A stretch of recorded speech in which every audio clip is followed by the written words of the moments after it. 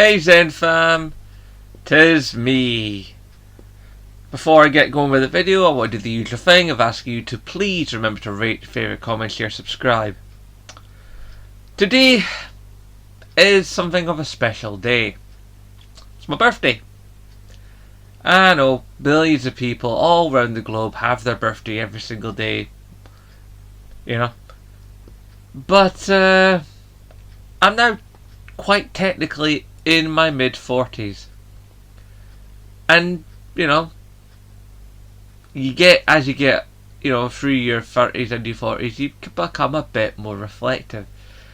And as a YouTuber, my instinct, of course, is to record my reflection. And, of course, as a game YouTuber, I am therefore further motivated to reflect upon my 45 years on this planet as regards to gaming. It's been an interesting few years. When I think back to my earliest gaming experience, I can't be much more than 5. I mean, I honestly can't remember, and I can't ask my mother because, well, she's no longer with us, and I doubt she'd really remember. But my best guess is I was 5 when I had my first ever taste of gaming. We were living in Leith, near the docks. That's Leith in Edinburgh. And basically there was a small cafe down somewhere relatively near to us, I think. I mean, you have to remember, I was 5. Your memory's sketchy at best as a child. And, we're talking 40 years ago, so this is really scratchy memory. And there was a tabletop arcade game where basically you'd have a flat table and a set of controls at either side. And you could either play 2 players fighting against an enemy in the middle, or it would all just be against you from the top of the screen down to the bottom of the screen. And it was something either like Galaxians or some sort of Space Invaders-esque game. Following characters that needed to be eliminated from the screen through the use of weapons fire from the bottom to the top. And that kind of stuck with me. It's like at that point in my life I had never seen anything like that or been able to conceive of anything like that. This to me at that tender age was a big thing, and it stuck with me all till the point of going to arcades and stuff. I must the next time I have any real kind of proper gaming memories, I knew arcades existed and I'd seen them as going around as a child, and occasionally I'd got to put in some money and play a game, but nothing you could ever really grab hold of as a proper memory.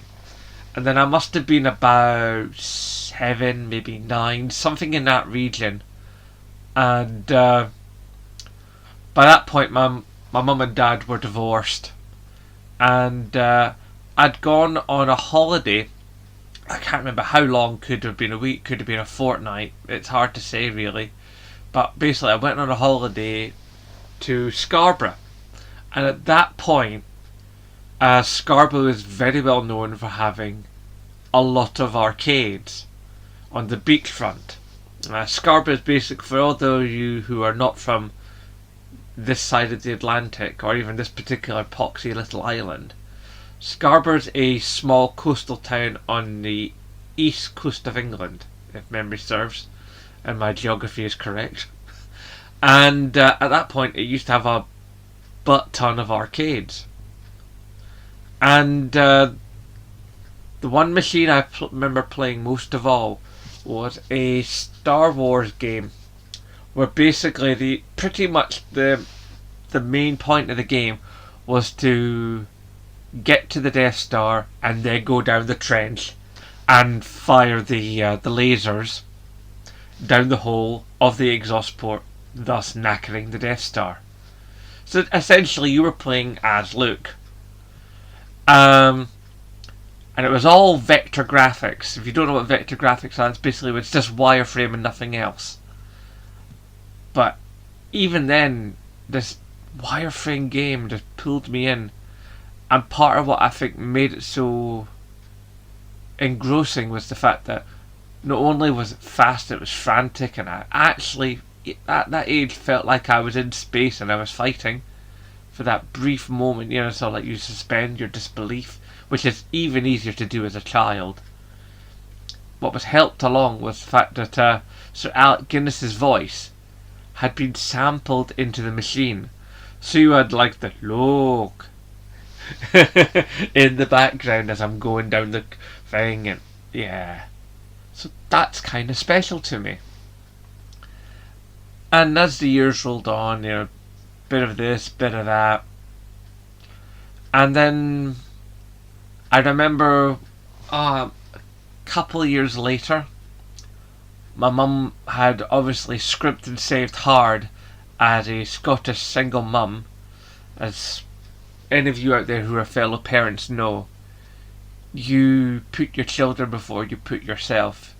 And if your kids really want something or really need something, then as a parent, you will find ways to put money aside. You'll go without stuff and you'll do things. And I'm forever grateful to my mum that she did that, because she got me and my sister a Commodore 16. Not a 64, the 16. And not many people talk about the 16. It's really hard to find references to online. But that's basically where I got my home gaming start, was the Commodore 16. A cassette-based, keyboard-driven, with a joystick as well, gaming home computer. I mean, I say home computer, but it's not exactly the strongest machine in existence. But it was ours. And by the time we were done with it, we must have had a good dozen, maybe 20 games. Because we would go up to the shop at the end of the road, and they sold Commodore 16 games on cassettes, because that's the format they were on. And these games were relatively cheap, considering. I mean, they were expensive to me. That's why I didn't get them all at the time. They were must have been somewhere in the £3 to £7 range, I reckon. It's hard to remember because it was a long time ago. And I would play these games, and I would absolutely cover every nook and cranny and try to find the best ways to play them. It was always crazy those days, because you would have the cassette, it would be about yon size, and you would take a pencil and you put it in one hole and you would tighten the tape, called spooling. Some of you old school guys will know what I'm talking about. And then you put the cassette in the player, you'd press play on it at the right point. The information would go from the cassette to the machine, and the tiny amount of memory the machine had would then store that game temporarily to then play the game. And I played things like Pizza Pete and BMX Challenge and Mr. Puniverse, and there was loads of games. And it was awesome, whenever I got my chance to be on it. I don't think my sister played it that much. And I remember one time my mum getting the manual and creating this gigantic sort of it's like a spirograph, and she must have been like 3 hours inputting all this code from this gigantic book to try and make this thing happen. Wild, man. And the games were, obviously nothing like today, but there was just a joy in the fact that there was this experience that I controlled. Something else. And then obviously arcades came back in again, and I would occasionally go to arcades and occasionally put in a bit of money. And as I got a bit older, arcades became a bit more of a thing, because as I had a bit more of my own money, like I remember when I think it must have been my first training scheme, a YT training scheme. After YTS went away, it just became youth training. And I would go up the bridges to LA Amusements. Sorry, not LA Amusements. Because that was the one at the top of Lothian Road. There was one on Lothian Road, there was one on the bridges, and there was the big arcade that you'll seen from one of my videos from a couple of years ago of the big arcade that used to be down at in Porty. There was a couple of good arcades in Porty, but there was one main one that was really the one you wanted to go to that had all the best equipment. And yeah, playing on arcades, stuff like X-Men 4-player, the Simpsons 4-player game, original version of Street Fighter, Afterburner. It's like I always remember like the first time I got to play the Terminator light gun game. classic memories. And that was the early part of my arcade, and then the later part of my arcade, just a bit before PlayStation hit the scene, a bit before I even started playing on things like SNES and Mega Drive. I would go to the ones in town, primarily the one at the bridges, because that was easiest to get to from where I lived at the time. And also from the training scheme was on, it's like sometimes I would come back from the training scheme and spend a bit of time in the arcade before going home. And I would play all these games. It would just be, something I could do that was for me, and I just enjoyed it, even though it was costing me money and it wasn't very cost effective. I was playing things like Soul Calibur, and the Soul Calibur they had actually kept on being updated. Somebody would come along every once in a while from Namco, I guess, and like bump up the level, because every once in a while you would see it would have a new version number on it. Same for the Tekken unit. But I think one of my biggest memories was they had this gigantic projection TV screen with the first Mortal Kombat on it. And because it was a cheap projector, it could only show it in shades of blue. Well, primarily shades of blue. So it looked like crap. But it was Mortal Kombat on a gigantic 12-foot screen. I mean, obviously, if I was looking at it now, I would imagine it'd be super laggy. But it was Mortal Kombat, and Mortal Kombat was such a big thing then. Well, it's a big thing now, but it was just crazy. It went everywhere, and people were like going, "Have you seen how to do this thing with it?" People were discovering things with the game. It's insane. And then like later on, it was like Soul Calibur and Ridge Racer and Tekken in the arcade, and this is before the PlayStation. And that's one of the things that got me into PlayStation, was the fact that these games I played in Leisureland. That was at Leisureland. They were there, and I could play them at home. And the first two games I had on my PlayStation were Tekken and Ridge Racer. But I'll come to that later. Now, I'm going to go over some stuff some of you guys have heard before, some of you who are long time to the channel. But this is, a reminiscing, rambling, 4 or 5-year-old gamer just going through his gaming history and just enjoying it.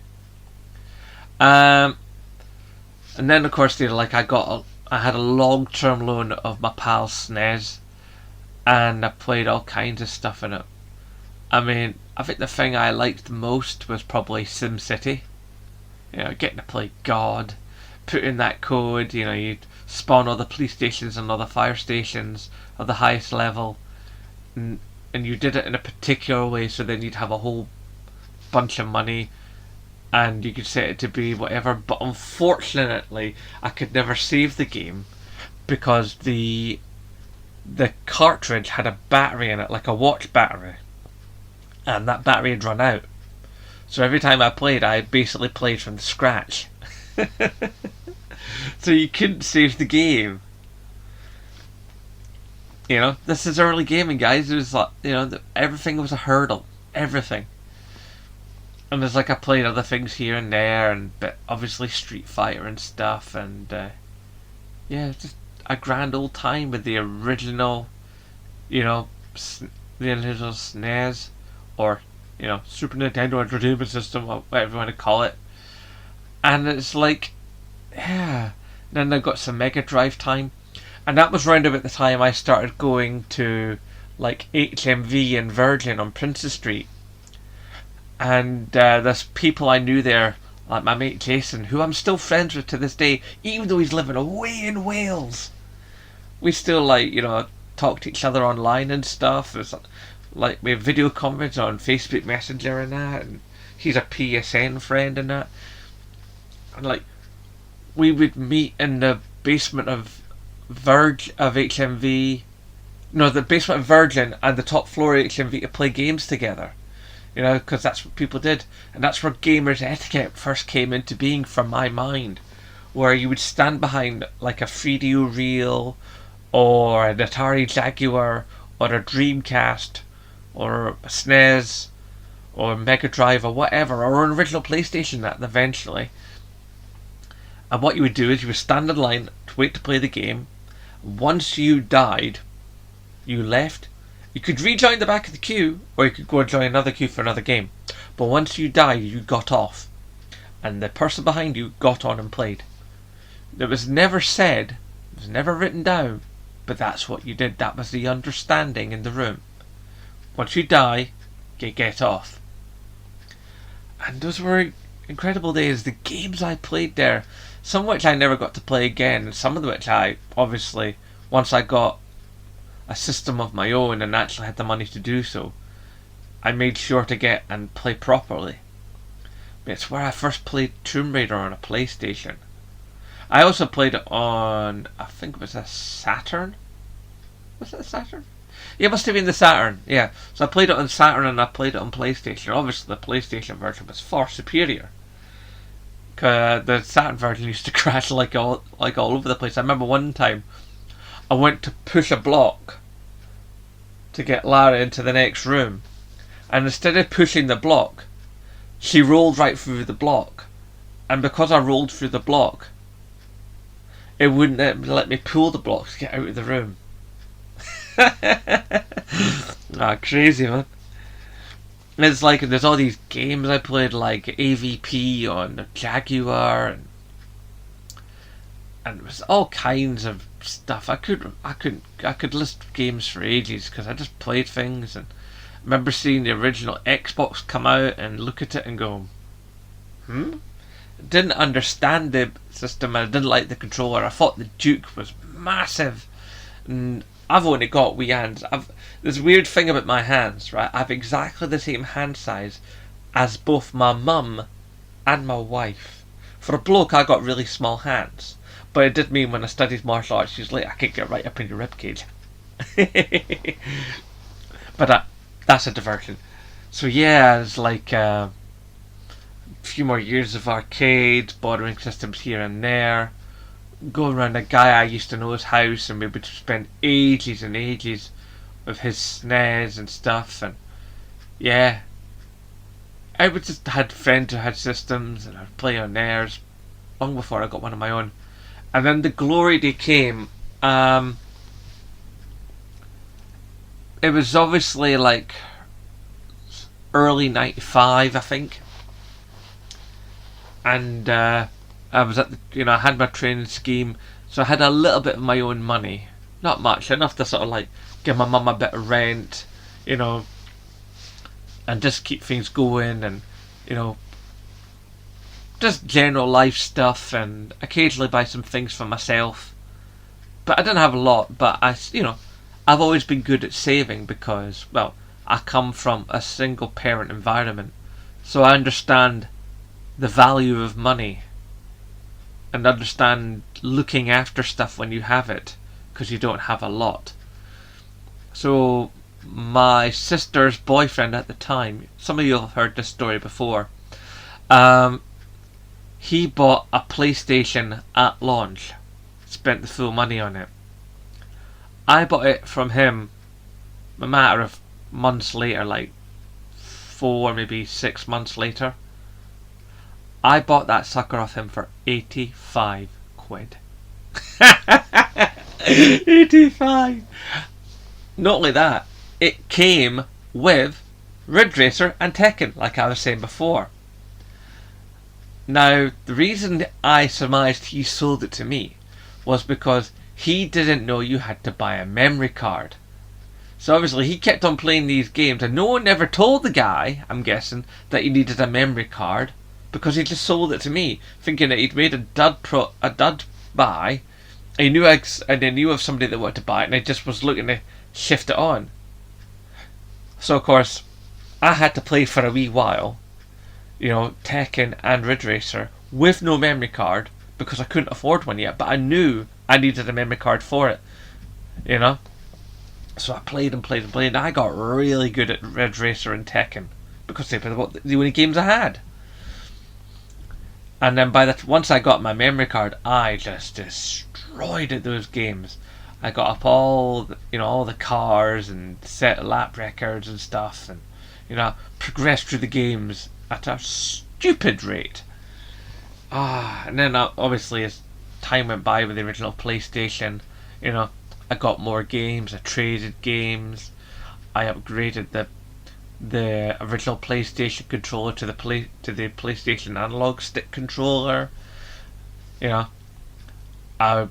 used to have, and then when I moved out of my mum's and got my first flat, I would hold tournaments of Tekken and Soul Calibur, and I would have my best mate and his brother and a couple of other pals turn around, and we'd all get on the couch, like after I got my first couch, the old Gouch couch, which was like so deep that like I'm only 5'6" and 3/4, just a shade under 5'7", and if I put my bum right to the back of the couch, just the front of the couch would reach my ankles, and it was so relaxing. It was a great way to play, better than any gamer chair.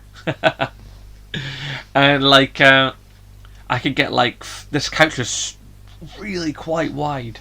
I could get 5 of my mates on this couch, and we would play games into the night, and it was just a great time. And I played so many things on that. I mean, I remember getting a loan of a G-Con and playing Time Crisis and Abe's Odyssey and Tekken 1, Tekken 2, Tekken 3.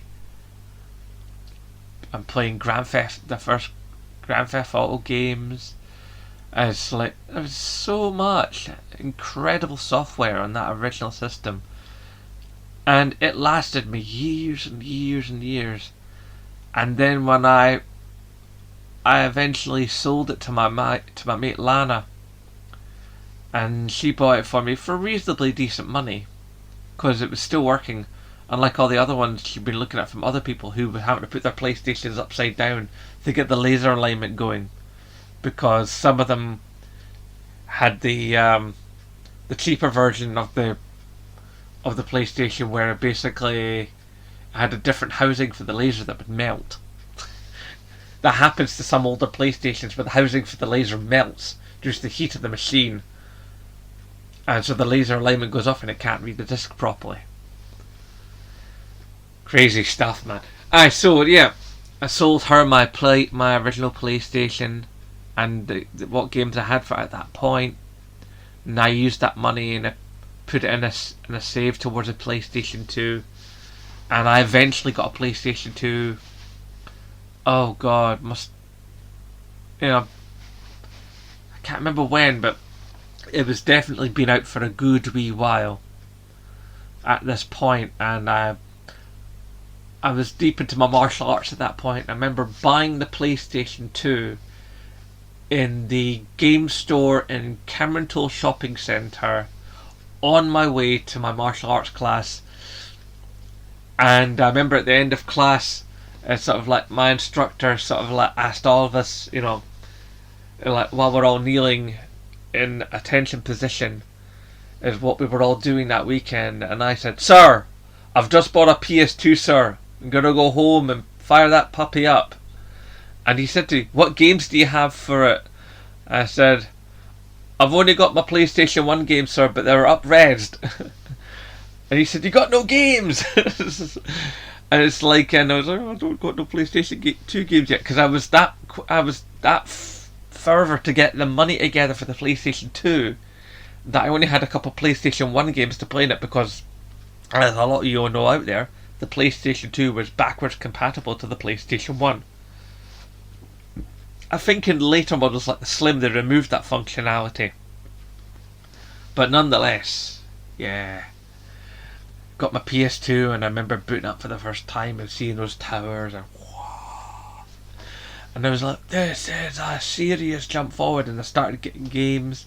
You know, I like got the next Tekken and stuff like that. And I think the one that really did it, obviously, of course, was getting hold of Grand Theft Auto 3. Such a special time, such a special game. Adored it. Played the absolute nuts off it.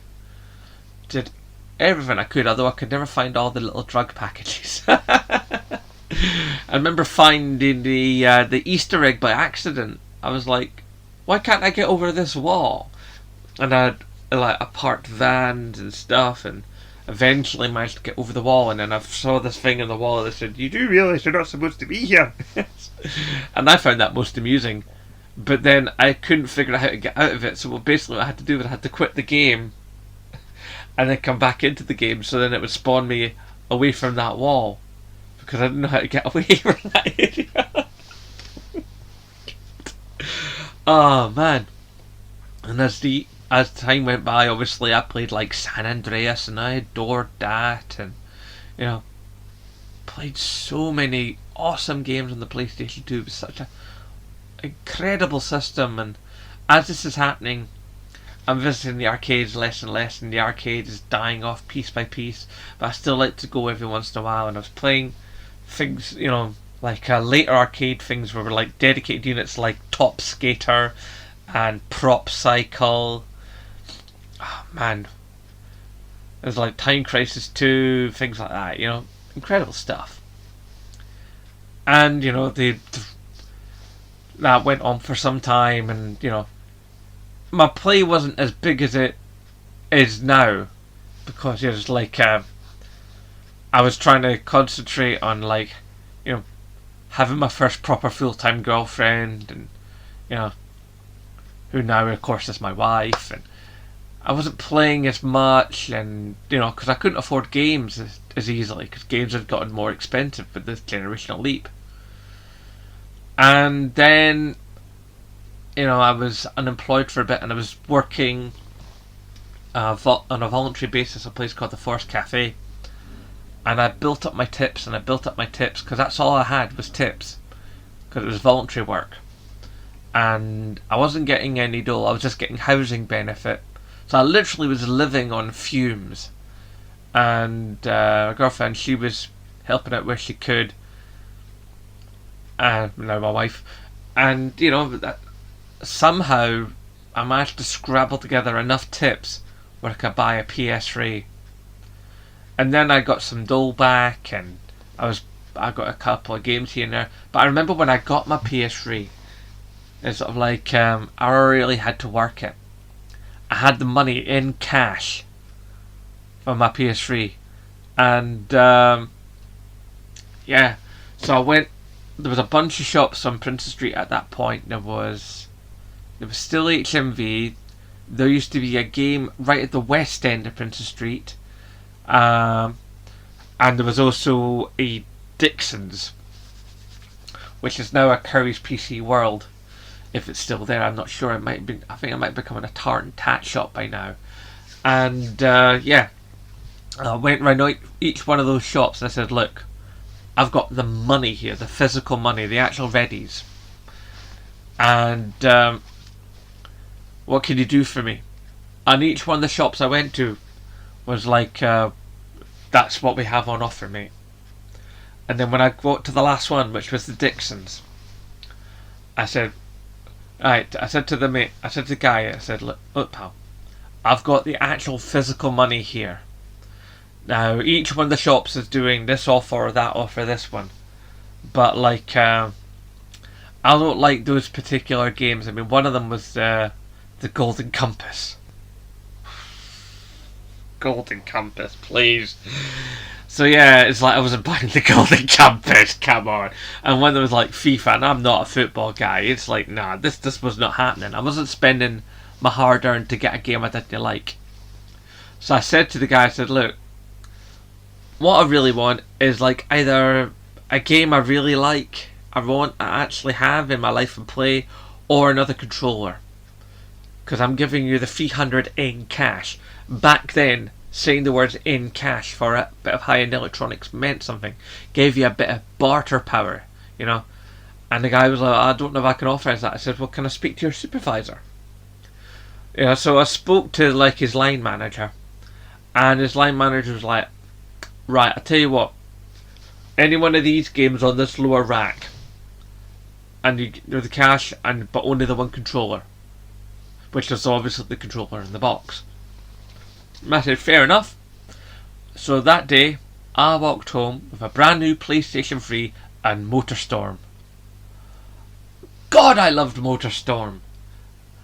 All three of those games were all absolutely awesome. I'm not counting the one on the Vita. Or was it the PSP? Anyway, the mainline MotorStorm games, all of them, absolute enjoyment. And obviously, as you all know, for many, many years, I enjoyed my PlayStation 3. It's like I upgraded it from being a 60 gigger to having upgraded the hard drive and put in a 500. It's like, because there wasn't any terabyte drives yet. And, you know, I got like move controllers and played the Fight Lights Out, and you know, I've still got my sharpshooter, even though I can't do anything. I just hang on to it for memory's sake. And I played Mag and Tekken and Soul Calibur and all manner of games. I mean, if you go through my trophy list, you'll see I've played a lot of stuff. And it's like if you look at, you can find me up on the PlayStation if you want. That's Zenbloke_YT. And yeah, I played so much stuff and had such a good time with that system. Played it for years and years and years. And I recently just sold it to my mate Derek, who's a regular at my work. And he gave me a good price for it, and I sold all my games, all my PS3 games, and a good chunk of my older PS4 titles to the CX in town as a starting point to my PlayStation 5 fund, which I'll talk about in a bit. And you know, obviously during PS3 I bought my PS4, and to see how that all turned out, if you go back through the annals of this channel, you'll see my videos from launch night. As like, there were a couple of videos I did while I was waiting in line. And for those of you who don't know, if those of you new people, I was first in line, and it was a fun night. I have a chair, a sort of camp chair that I take with me for midnight launches, and like I had it for the midnight launch of Grand Theft Auto, which I'll come to. Actually, no, I'll come to that now. So yeah, Grand Theft Auto on the PlayStation 3 and Xbox 360. I've got my chair. I just come down from Badagouge because my wife's samba band called Sambalistic. If you're living in Scotland, you're looking for a samba band to hire for an event, look up Sambalistic. They're really good. Plug. So yeah, we just come down from the band sort of get together family event for all the families of the bandmates, called a place called Badagouge, which is near Inverness. Sort of outdoor pursuits like quad biking and clay pigeon shooting and off-road, segways, river rafting, and all that kind of stuff. And we came back from that, and my first thing was I got back to the house as quickly as possible, got together my stuff, headed for the St James Centre, which was where I worked, and I knew the game staff there really, really well because, you know, most people in the centre, you kind of got to know people in the other shops, you know. And I was quite tight with the manager, good guy. And obviously I was following the store on Twitter, so I knew where to wait and when to wait. And I got myself there first off, and I was the first person to turn up. And for a good hour and a half maybe, I was out the front door of the St James Centre I didn't have my camp chair yet. Just waiting. Luckily, it was like August or something like that. I can't remember exactly when it was, but it was a nice warm part of the year. So I was just sat outside chatting to people, and there was people out there who I became friends with. Admittedly, a couple of them I've not seen in some time, but hey ho. And the 5 of us who were there first, we each got given a ticket, and of course my ticket was number 1. And then when they eventually opened the doors and let people in, we're hanging out, and my work people had like come in for an extra shift to try and sell, stuff to those people who were coming in. And it's like tricky trying not to name my work, like what my work does because of, social media rules for my job. And it's like, so my workplace is open, and my gaffer was like, "Oh, so you said you were coming in for this?" I said, "Yeah." And guess what? I'm first in line. And while I was waiting to get in, the 5 of us had all been given a goodie bag. And the latter 4 goodie bags had a damn sight less than mine. Mine had a whole bunch in it, and that's one of the videos from that launch night. Apart from lining up, there's also a video where basically I go through all the stuff I got in the goodie bag, and I split it all out over my work floor because nobody was bothering coming in. Everyone was just like, "Here for the game, here for the game," because it was Grand Theft Auto 5. This was a big thing. And so I made a video of all the stuff I got from it, which I still have upstairs. It's like just the things. And so all this Grand Theft Auto 5 merchandise. And then I was first in line, and I got through, and I got given this sort of art print, and I also at the time bought my last ever user manual. I don't even maybe bought like 3 user manuals in my entire gaming life. And that was one of them. In fact, one of them I didn't even buy. One of them I got given because I won a copy of was it Ridge Racer R-Type 4? Yeah, it was Ridge Racer R-Type 4 through a gaming van that turned up at a nightclub that I used to go to that had changed venues for a wee while before it went back to its original venue and got back to its former greatness. And there was a PlayStation bus parked outside the club, and I bided my time and waited for the drunk people to play, and because I don't drink, I then came along and smashed the records and walked away with a free copy of R-Type 4 and the game manual for it. Sneaky. So anyway, back to Grand Theft Auto 5. And then when it came to it, I was then at the front of the queue to get in the store, and I walked into the store by myself. And it's literally just me and the manager, and he gives me the thingy, and then I give him the ticket, and he gives me my special edition, because I bought the special edition because I wanted the lithographic map and all that jazz. And because this was Grand Theft Auto 5, this was special. And I had my picture taken and stuff. And then a couple of days later, because of where I worked, I was also friendly with a couple of the boys from Rockstar North. They weren't anything mad important. One was like an artist, and the other one was like something to do with coding, I think.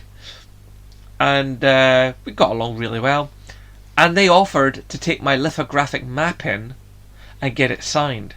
So over there, I have my last gen edition of Grand Theft Auto 5 with its lithographic map, and the lithographic map all over the back of it is filled with Rockstar signatures. And on the evening I got it, I made a video of that, and that is also on the channel, way back in the annals of this channel. There is a video of me basically showing off all the Rockstar signatures. Special time. And it's like, there have been lots of things here and there. I remember all kinds of crazy things with PlayStation over the years. And so obviously the big one, most recent, was of course getting my PlayStation 4. So like I said, I had my camp chair, and parked my bum outside the St James Centre game. At this point I now moved to the outside of the centre rather than the inside of the centre to a bigger unit, which used to be the HMV, because HMV, as we all know, went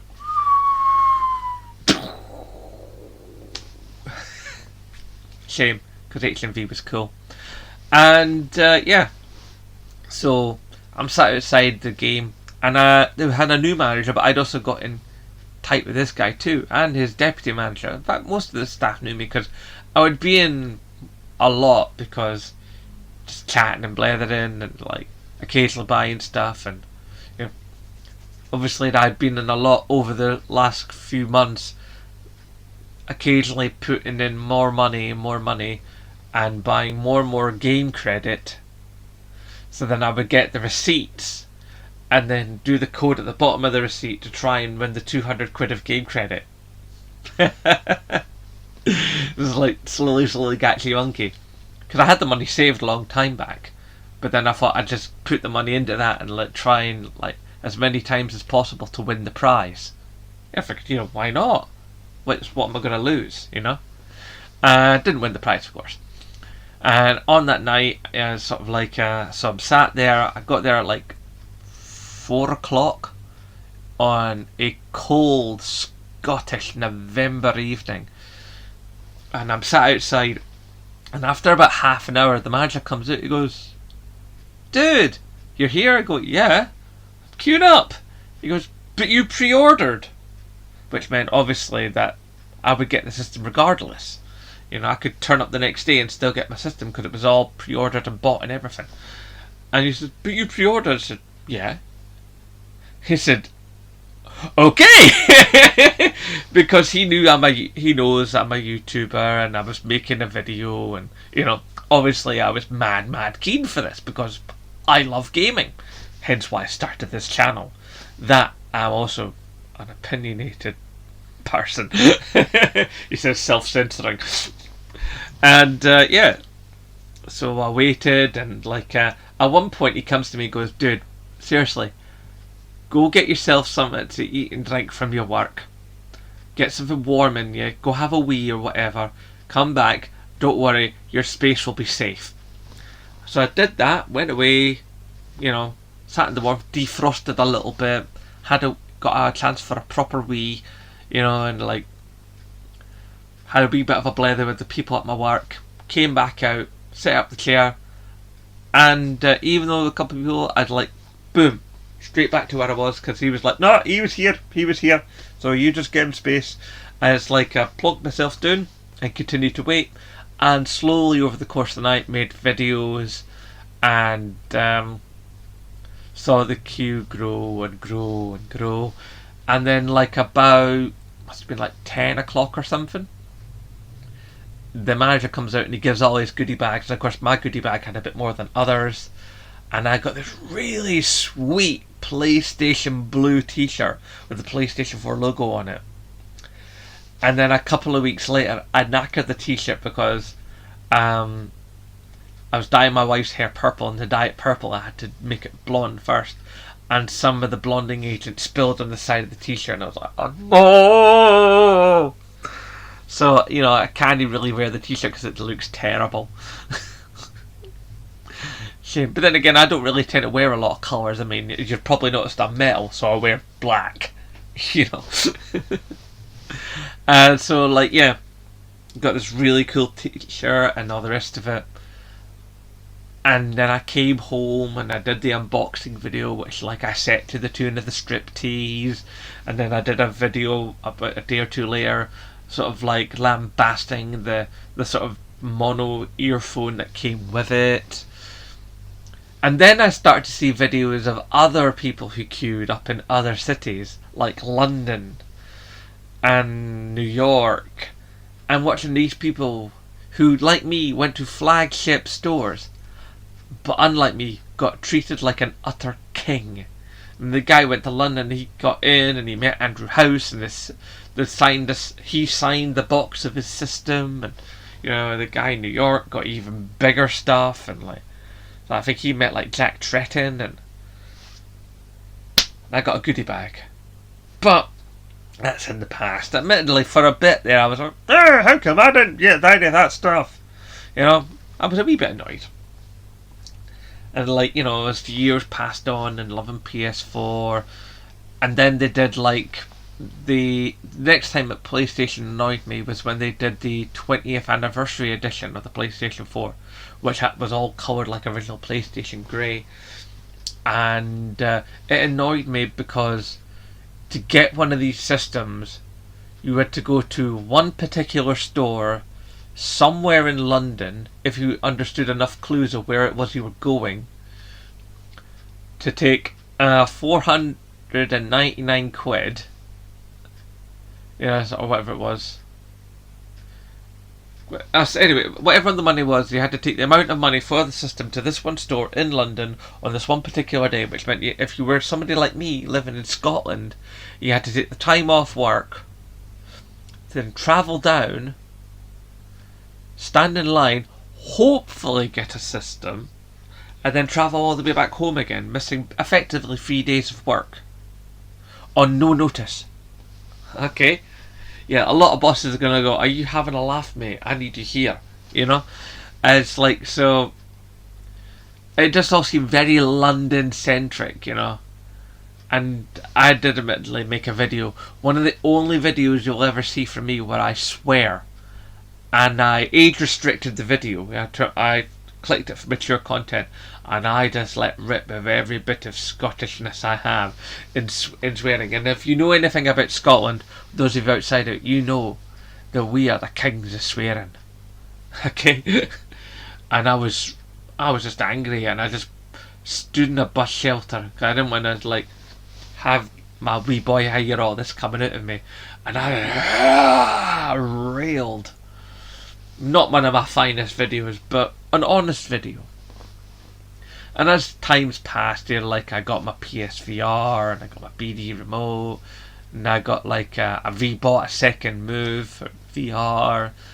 It's like and over time, I stopped making videos on my phone and started using my PlayStation camera, and then I figured out how I could actually green screen.